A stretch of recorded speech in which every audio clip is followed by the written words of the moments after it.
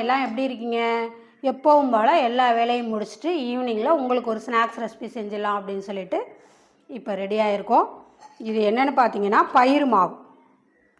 பயிறு கெட்டி உருண்டை மாவு நம்ம வீட்டில் ரெடி பண்ணுறோம் இல்லையா, கெட்டி உருண்டைக்கு மாவு அரைக்கிறோம் இல்லையா, பயிறு மாவு அந்த மாவு தான். அதை வச்சு தான் ஒரு சூப்பரான ஒரு ஸ்வீட் ரெசிபி செய்ய போகிறோம். வாங்க பார்க்கலாம். இப்போ இந்த கிண்ணத்தால் 2 கிண்ணம் எடுத்துக்கிட்டேன்.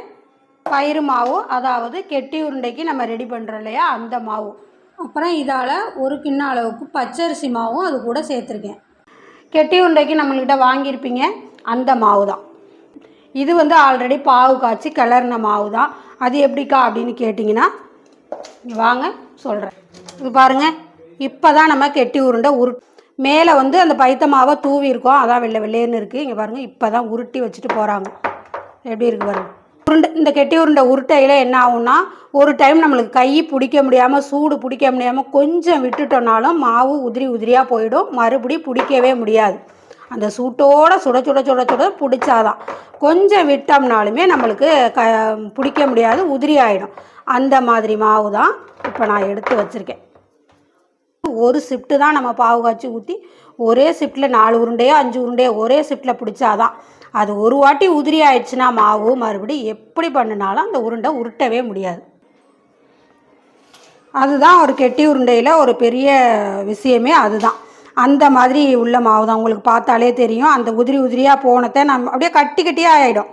அதை நான் மிக்சியில் இப்போ நான் அடித்து வச்சுருக்கேன். தேங்காயெல்லாம் அதில் கிடக்கு பாருங்கள், ஒவ்வொரு கட்டியும் கூட கிடக்கு. மிக்சியில் இது மாதிரி பொடி பண்ணி வச்சுருக்கேன். மறுபடியும் இதில் பாவு ஊற்றியோ இது பண்ணியோ இதை பிடிக்கவே முடியாது. இப்போ அதில் தான் ஒரு ஸ்வீட் ரெசிபி செஞ்சிடலாம் அப்படின்னு எடுத்து வச்சுருக்கேன். இதில் 2 கப் அளவுக்கு அந்த கெட்டி உருண்டை உதிரியான மாவும் 1 கப் அளவுக்கு பச்சரிசி மாவும் போட்டிருக்கேன். அப்போ தான் நல்லா பிடிக்க முடியும், உருண்டை உருண்டையாக கரையாமல் இருக்கும் வேக வச்சோம்னா. அதுக்காக நாங்கள் என்னக்கா பண்ணுறது இந்த பைத்த மாவுக்கு அப்படின்னு கேட்டிங்கன்னா, நம்ம வறுத்த பயிர் இருக்கு இல்லையா, அதில் கூட நீங்கள் மிக்சியில் அடிச்சுட்டு இதே மாதிரி ஸ்வீட் செஞ்சுக்கலாம். ஆனால் வெல்லம் போட்டு காய்ச்சி, வெல்லம் காய்ச்சினா போதும், பாகு பதம் தேவையில்லை. அதை ஊற்றி கிண்டிக்கலாம். நான் ஆல்ரெடி பாகு ஊற்றுனதுனால பச்சை தண்ணி ஊற்றி அப்படியே சின்ன சின்ன உருண்டை பிடிக்கிற பக்குவத்துக்கு நான் பிணைஞ்சிட்ருக்கேன். இது நம்ம வீட்டிலேயே இந்த மாதிரி பைத்த மாவில் நம்ம ஸ்வீட்டெல்லாம் செஞ்சு சாப்பிடையில உடம்புக்கு ரொம்ப ரொம்ப ஹெல்த்தி. அதுவும் வயிற்றுக்கு இந்த பயிர் இந்த வெயில் நாளையிலெல்லாம் நல்லது. வயிற்று புண்ணுகள்லாம் ஆற்றும், ரொம்ப ரொம்ப நல்லது. இதை குட்டி குட்டி பாலாக நான் இப்போ உருட்டி எடுத்துக்கிறேன். இது மாதிரி உருட்டி எடுத்துக்கலாம். குட்டி குட்டி பாலாக உருட்டி நான் அடுப்பு பற்ற வச்சு இட்லி பானையில் அடுப்பில் வச்சுருக்கேன். நான் டைரெக்டாகவே அதில் உருட்டி போட்டுடுறேன். செத்த நேரத்தில் உருட்டி போட்டுடலாம். ஏற்கனவே வறுத்த பயிர் தானே, ஒரு 10 நிமிஷம் ஒண்டி வேக வச்சு எடுத்துக்கலாம். நம்மக்கிட்ட இந்த கெட்டி உருண்டை மாவெல்லாம் சில பேர் வாங்கியிருக்கீங்க. வாங்கின நீங்கள் உங்களுக்கு கெட்டி உருண்டை பிடிச்சி சாப்பிடுங்க. நம்ம அதெல்லாம் வீடியோ ஏற்கனவே போட்டிருக்கோம். கெட்டி உருண்டை எப்படி பிடிக்கிறது, எப்படி பாவு காய்ச்சிறது எல்லாமே ஏற்கனவே நம்ம வீடியோவில் சொல்லியிருக்கோம். இல்லை இந்த மாதிரி ரெசிபி கூட நீங்கள் செஞ்சு சாப்பிட்லாம்.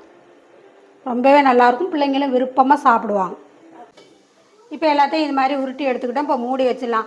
நாங்கள் எங்கேக்கா போகிறது இந்த மாவுக்கெல்லாம் அப்படின்னு கேட்டிங்கன்னா, நீங்கள் பைத்தம் பருப்பு இருக்கு இல்லையா, அதை கூட பொன்னிறமாக வறுத்துட்டு மிக்சியில் அரைச்சிட்டு வெள்ளத்தை சும்மா கரையிற அளவுக்கு காய்ச்சி ஊற்றி இது மாதிரி உருண்டை போட்டு எடுத்துக்கலாம்.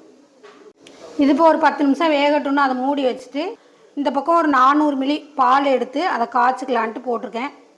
கொஞ்சமாக அதில் சுகரும் போட்டுக்கலாம். கொஞ்சமாக போட்டாலே போதும். நான் ஒயிட் சுகர் தான் போட்டிருக்கேன். நாட்டு சக்கரை கூட போட்டுக்கலாம், கலர் மாறுமே அப்படின்னு சொல்லிட்டு நான் ஒயிட் சுகர் போட்டிருக்கேன். நீங்கள் நாட்டு சக்கரை கூட போட்டுக்கலாம். அந்த உருண்டையில் தேங்காயெல்லாமே நீங்கள் திருவி போட்டுக்கலாம்.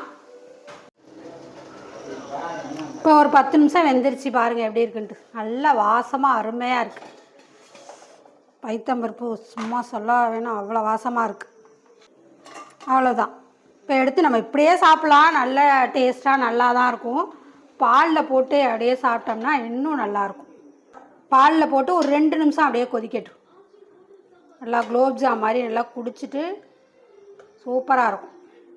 இப்போ ஆஃப் பண்ணிக்கலாம். ஒரு கொதி வந்தோடனே ஆஃப் பண்ணிட்டு கொஞ்சோண்டு முந்திரி பாதாம் அப்படியே நைஸாக கட் பண்ணி வச்சுருக்கேன், அதை மேலே போட்டு அப்படியே எடுத்து ஒரு பவுலில் போட்டு சூடாகவும் சாப்பிட்டுக்கலாம். ஃப்ரிட்ஜில் வச்சு நல்லா கூல் பண்ணி அப்படியே ஜில்லுன்னு இந்த வெயிலுக்கு ரொம்ப அருமையாக சாப்பிட்டுக்கலாம். ஃப்ரிட்ஜில் வச்சு ஒரு 1 மணி நேரம் கழித்து எடுத்தோன்னே நல்லா அந்த பாலெல்லாம் திக்காகி ஒரு க்ரீமியாக ஆயிடுச்சு. ஐஸ்கிரீம் மாதிரி ஆயிடுச்சு. என்னம்மா வாழ்த்து சொல்லிடலாமா? சொல்லிடுவோம்மா. சரண்யா அப்படிங்கிறவங்க மாசமாக இருக்காங்களா, அவங்களுக்கு ஒரு வாழ்த்து சொல்லிவிடுங்க.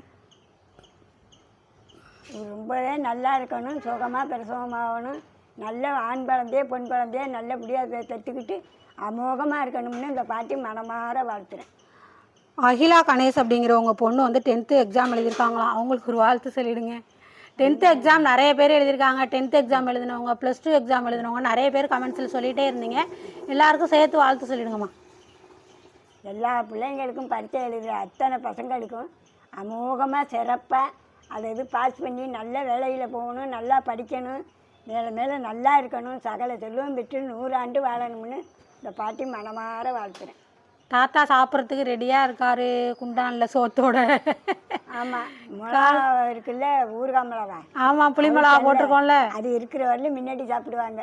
சாப்பிடுவோம். சரியாக போயிட்டுனாக்கா போயிடுவாங்க. போட்டில் ஊறுகாய் கேப்பஞ்சா, மாங்காய் ஊறுகாய், எலுமிச்சங்காய் தாளிச்ச ஊறுகாய், மோர் மிளகா, புளி மிளகா, அனைத்து ஊறுகாயும் இருக்குது. அப்புறமா பாலாஜி அப்படிங்கிறவங்களுக்கு ஒரு வாழ்த்து, ஹேமலதா அப்படிங்கிறவங்களுக்கு ஒரு வாழ்த்து சொல்லிவிடுங்க. அவங்க 2 பேருக்குமே அமோகமாக இருக்கணும், சிறப்பாக இருக்கணும், சகல செல்வம் பெற்று 100 ஆண்டு வாழணும்னு இந்த பாட்டி மனமாற வாழ்த்துறேன். அப்புறம் வந்து மலர்கொடி அப்படிங்கிறவங்க வந்து குழந்தை இருக்கணும்னு சொல்லி ட்ரீட்மெண்ட் பண்ணியிருக்காங்களாம், அது நல்லபடியாக இருக்கணும்னு சொல்லிட்டு ஒரு வாழ்த்து சொல்லிவிடுங்க. ரொம்பவே சிறப்பாக இருக்குமா, நல்லதே நடக்கணும்னு நீங்களும் கடவுளை வேண்டிங்க, நானும் கடவுளை வேண்டிக்கிறேன். நல்லதே நடக்கும், பயப்பட வேண்டாம். இந்த பாட்டி மனமாற வாழ்த்துறேன், அமோகமாக இருக்கணும். வாங்க வீடியோக்குள்ளே போகலாம். இதாங்க இந்த பயிர் மாவு இருந்ததுல, ஆமாம், அதை வச்சு அப்படியே உருண்டை செஞ்சுட்டு அப்படியே பாலில் போட்டு எடுத்தேன்னா ஃப்ரிட்ஜில் வர வச்சேன். நல்லா ஜில்லுன்ட்டு சூப்பராக இருக்கு. ஐஸ்கிரீம் மாதிரி, அது பால் ஐஸ்கிரீம் மாதிரி இருக்கு. நல்லா இருக்குது, சூப்பராக இருக்குது, நல்லா இனிப்பாக இருக்குது, ஓவர் இனிப்பாக. ஏன்னா அந்த உருண்டையிலையும் பாவு ஊற்றினோமா, பால்லையும் இனிப்பு போட்டோமா, அதனால் ஓவர் இனிப்பாகி ஒரு ஐஸ்கிரீம் மாதிரி தான் இருக்குது, பால் ஐஸ்கிரீம் மாதிரி இருக்குது. ஆமாம், சூப்பராக இருக்குது. இந்தாங்க நீங்கள் சாப்பிட்டு கொஞ்சமாக தான் எடுத்துகிட்டு வந்தேன், ஓவராக இனிப்பாக இருக்குன்னு சொல்லி. போகிறோம்மா, அதிக இனிப்பாக இருக்குல்ல, நல்லா இருக்கா?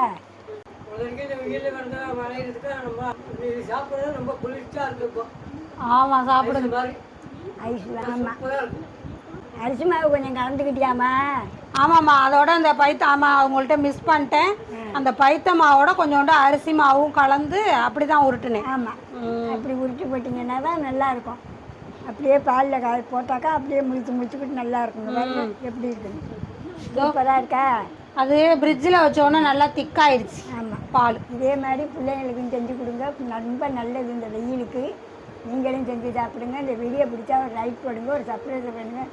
பாய், அடுத்த வீடியோவில் பார்ப்போம்.